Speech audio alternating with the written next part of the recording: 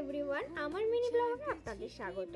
আজ হঠাৎ করে খুব কাবাব খেতে ইচ্ছা করছিল, আর দোকান থেকে কাবাব কেনা মানেই হচ্ছে 5-6টা পিস 100 টাকার ধাক্কা, যেটা খেয়ে না পেট ভরে না মন ভরে। তাই বাড়িতেই বানিয়ে ফেললাম। সমস্ত ঘরোয়া মশলা দিয়েই আমি বানিয়েছি, শুধুমাত্র চিকেনটাই বাড়ি থেকে কেনা হয়েছিল, বাদ বাকি সমস্ত কিছুই আমি বাড়িরই সমস্ত কিছু দিয়েছি। মানে ঘরোয়া যেগুলো থাকে আর কি, সমস্ত মশলা আমি বাইরে থেকে কোনো রকম কোনো মশলা কিনে ইউজ করিনি। আর ক্যাপসিকাম, পেঁয়াজ তো সবার বাড়িতেই থাকে, আর দইটাও মোটামুটি সবার বাড়িতেই থাকে। তো সেই সমস্ত কিছু মশলা, দই সমস্ত কিছু দিয়ে আমি ম্যারিনেট করে রেখে দিয়েছিলাম কিছুক্ষণের জন্য।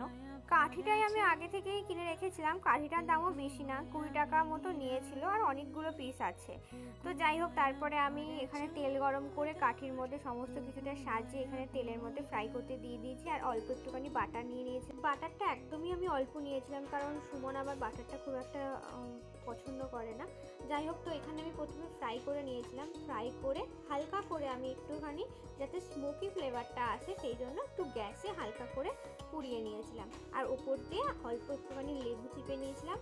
তো এখানে আমার মোটামুটি কাবাব আমার রেডি হয়ে গেছে। এবার আমাকে রিভিউর পালা, আমার বর দেবে যেটা।